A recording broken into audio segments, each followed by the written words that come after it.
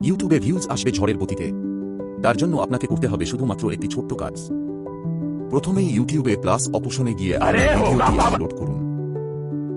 তারপর আপনার ভিডিওর কন্টেন্ট অনুযায়ী টাইটেল দিন।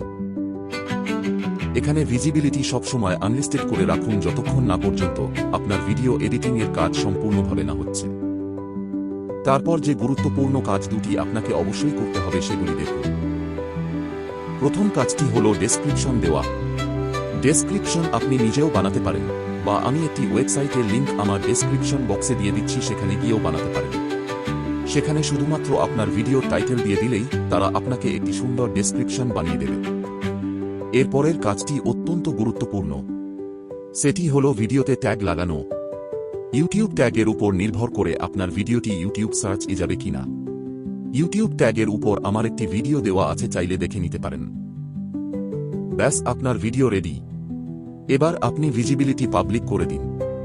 দেখবেন আপনার আগের ভিডিওর চেয়ে অনেক বেশি ভিউজ আসছে।